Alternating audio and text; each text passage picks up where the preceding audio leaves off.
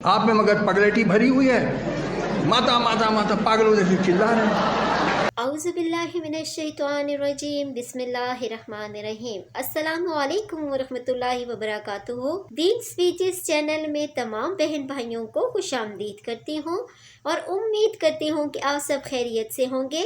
आज की वीडियो में बताते हैं कि एक बंदा हिंदू से सवाल कर रहा है कि तुम लोग गाय को माता मानते हो, गाय माता होती है, तुम लोग के दिमाग में गोबर भरा हुआ है और बहुत कुछ कहते हैं। और आगे थोड़ा सा आगे वीडियो में एक लड़की कहती है कि मैं जो है ना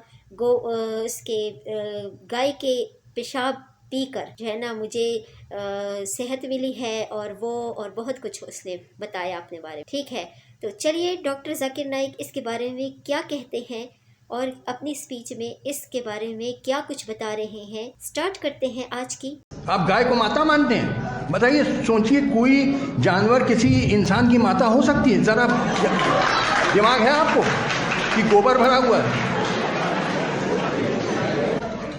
आप में मगर पगलेटी भरी हुई है, माता माता माता पागलों जैसे चिल्ला रहे हैं और पकड़।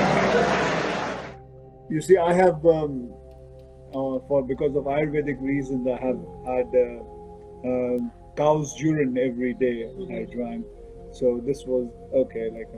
गौमूत्र जो है, मैं कैंसर की पेशेंट, मैंने गौमूत्र से और पंचगव्य से बनी औषधियों से अपने को ठीक किया, अपना कैंसर ठीक किया है। आप कह रही हैं कि गौमूत्र खाने से आपका कैंसर चला गया? हाँ, गौमूत्र और पंचगव्य से बनी औषधि। पंचगव्य का अर्थ है गाय, गौघृत, गौदुग्ध और गौमूत्र, गोबर और दही, ऐसे 5 चीजों को मिलाकर के हम गौ पंचगव्य बनाते हैं। हमारे हिंदुस्तान में भी, अभी मैं केरल होके आया हूँ तो मैंने वहाँ बीफ खाया। क्या कोई बुरी चीज नहीं है? दुनिया खाती है। आप वो सब बुरे लोग हैं, आप ही साधु संत हैं।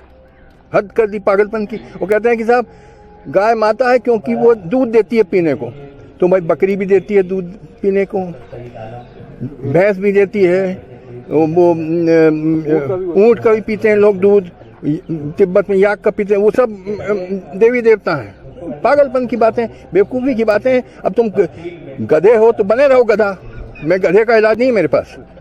गाय को माता मानना और पूजा करना निहायत बेवकूफ़ी की बात है। गाय एक जानवर है, जैसे घोड़ा और कुत्ता होता है, वैसे उससे ज़्यादा मैं नहीं मानता हूँ। मैंने सवाल किया, वो कहते हैं कि वो मुझे दुबई से जानते हैं माशाल्लाह, और कई सालों से मेरे तकरीर सुन रहे, और वो कहते हैं कि उनके तजुर्बे के हिसाब से वो समझते हैं कि मुसलमान अच्छे लोग हैं, सच बोलते हैं, झूठ नहीं बोलते, किसी का पैसा नहीं खाते।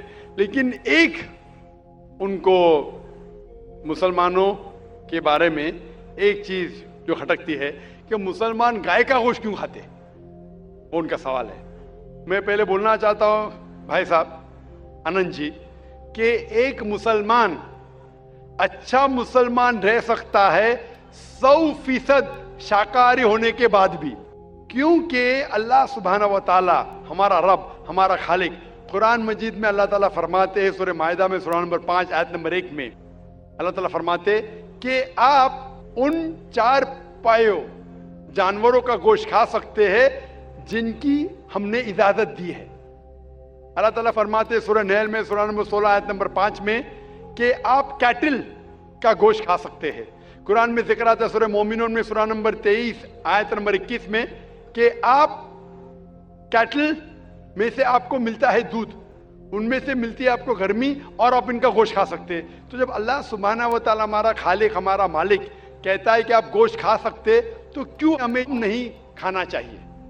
मैं आपको कोशिश करूंगा बताने के लिए कि आज की साइंस ये कहती है कि हमारे जिस्म में हमको प्रोटीन की जरूरत है, कम से कम 23 एमिनो एसिड की जरूरत है। यही 23 में से 8 एमिनो एसिड हमारे जिस्म में नहीं बनते। उसके लिए फर्ज है कि ये हमारे खाने में हमें ये एमिनो एसिड मिलना चाहिए। कोई भी शाकाहारी, कोई भी भाजी पाला नहीं है जिसमें आटों के आटो एमिनो एसिड मौजूद है। फ्लैश में, गोश्त में आटो एमिनो एसिड मौजूद है। इसे साइंस कहती है कंप्लीट प्रोटीन, कंप्लीट फूड। आज साइंस ये कहती है कि फ्लैश फूड में, गोश्त में प्रोटीन है, नियासिन है, विटामिन B1 है। इससे सेहत अच्छी बनती है। और आज आप देखेंगे जो जानवर जो शाकाहारी होते हैं, जो सिर्फ भाजी पाला खाते हैं, भेड़, बकरी, गाय, आप देखेंगे इन जानवरों के दांत इनके चपटे हैं, उनके पास हर्बीवोरस सेट ऑफ टीथ है। ये सिर्फ भाजी पाला खाते, गोश्त खा ही नहीं सकते। जब आप देखेंगे मांसाहारी जानवर के दांत, शेर बब्बर, चीता, उनके नोकीली दांत होते हैं। ये सिर्फ गोश्त खाते हैं, भाजी पाला खा ही नहीं सकते। जब आप अपने दांत आईने में देखेंगे तो भगवान ने, ईश्वर ने, हमारे खालिक ने हमें दोनों दांत दिया है, चपटे दांत भी दिया है और नोकीले दांत भी दिया है। अगर हमारा ईश्वर चाहता था कि हम सिर्फ भाजी पाला खाए तो ये नोकीले दांत क्यों दिया? गोश्त खाने के लिए। तो साइंटिफिकली हमारा जिस्म, हमारे ईश्वर ने ऐसा बनाया है कि हम भाजी पाला भी खा सकते हैं, गोश्त भी खा सकते हैं। और बहुत लोगों को गलत फहमी है कि हिंदू मजहब में गोश्त खाने की ममानियत है। भाई आप हिंदू है ना? हाँ, बिल्कुल सही, आपके नाम से लग रहा है आनंद आपका नाम है, आप हिंदू है। आपको गलत फहमी होंगी कि हिंदू मजहब में गोश्त खाना हराम है। आप जब हिंदू मजहबी किताब पढ़ते हैं, आपके मजहबी किताब में लिखा है कि गोश्त भी खा सकते हैं, मांस भी खा सकते हैं और बीफ भी खा सकते हैं, गाय का गोश्त भी खा सकते हैं। आप जब पढ़ेंगे मनुस्मृति चैप्टर नंबर 5, अध्याय नंबर 5, श्लोका नंबर 30 में लिखा है कि अगर खाने वाले जानवर, अगर खाने वाले मखलूक उस चीज को खाती है जो खाने वाले जानवर है, तो आप कोई गुनाह नहीं कर रहे, क्योंकि ईश्वर ने कुछ मखलूक को बनाया है खाने के लिए और कुछ मखलूक को खा जाने के लिए। Some to eat and some to be eaten. तो अगर आप खाने वाले जानवर खाते हैं तो गुनाह नहीं कर रहे।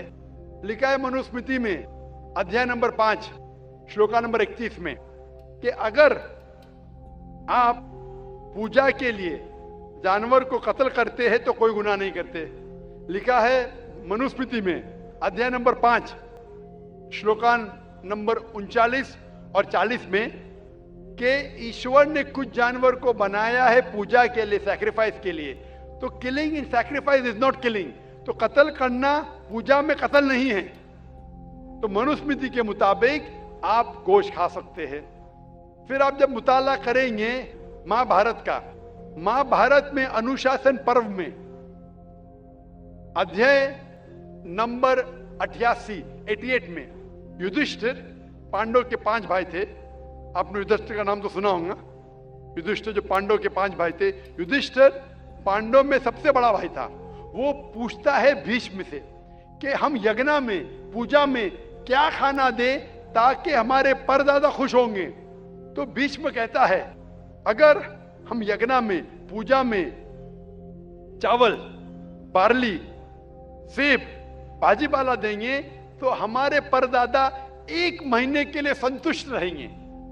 अगर हम मछली देंगे तो 2 महीने के लिए, अगर गोश्त देंगे 3 महीने के लिए, अगर खरगोश देंगे तो 4 महीने के लिए, अगर बकरी देंगे तो 5 महीने के लिए, अगर सुअर देंगे तो 6 महीने के लिए, अगर परिंदा देंगे तो 7 महीने के लिए, अगर हिरन देंगे तो 8 महीने के लिए, अगर बैल देंगे तो 11 महीने के लिए, अगर गाय देंगे तो पूरे 1 साल के लिए हमारे परदादा संतुष्ट रहेंगे। 1 साल। क्या दूध की बात कर रहे हैं सर? आप बफेलो देंगे, बफेलो तो 12 साल के लिए, अगर राइनोसरस देंगे या रेड मीट, लाल गोश्त, तो हमारे परदादा हमेशा के लिए संतुष्ट रहेंगे। पूरा मेन्यू है महाभारत में, हिंदू किताब में पूरा मेन्यू है। क्या चाहते हैं? भाजी पाला, मछली, गोश्त, खरगोश, हिरन, बीफ, बड़े का छोटे का सब है। तो जी नाजरीन, ये थी आज की वीडियो जिसमें शुरू में एक बंदा कह रहा था कि पता नहीं ये हिंदू लोग गाय को माता क्यों मानते हैं, एक जानवर को कोई माता मान सकता है, इनके दिमाग में गोबर भरा हुआ है। उसके बाद जो है एक पंडित औरत कहती है कि इसके पेशाब से कैंसर का मर्ज ठीक होता है, और इसके पेशाब और गोबर और बहुत सारी चीज़ों को मिला हो तो उससे कैंसर का मर्ज ठीक होता है। तो डॉक्टर जाकिर नाइक ने इस बात का जवाब बहुत ही अच्छा और उम्दा तरीके में दिया उनको, और कहा कि अल्लाह ताला ने कहा है कि जानवरों को खाओ और उनको ज़िबा करो और उनको खाओ, जो दूध देते हैं उनसे दूध हासिल करो और साथ में उनका गोश्त खाओ ताकि आपको प्रोटीन मिले, क्योंकि प्रोटीन की ज़रूरत जिस्म को बहुत ज़्यादा होती है। डॉक्टर जाकिर नाइक ने बहुत कुछ बताया। डॉक्टर जाकिर नाइक जैसा कि डॉक्टर भी हैं तो उन्होंने प्रोटीन के बारे में बताया कि जिस्म के लिए बहुत ही ज़्यादा मुफीद और ज़रूरी है, इसलिए हमें गोश्त खाना चाहिए। उन्होंने बताया कि दांत अल्लाह ताला ने क्यों हमारे कुछ नोकीले बनाए हैं और कुछ सामने से सही बनाए हैं। नोकीले इसलिए बनाए हैं ताकि हम गोश्त खा सकें। वीडियो आपको बहुत पसंद आई होगी, अच्छी लगी है तो इसको ज़्यादा से ज़्यादा शेयर करें, सब्सक्राइब करें। मिलते हैं एक अच्छी सी वीडियो में, तब तक के लिए जज़ाकल्लाहु खैर। ओके, अल्लाह हाफिज़।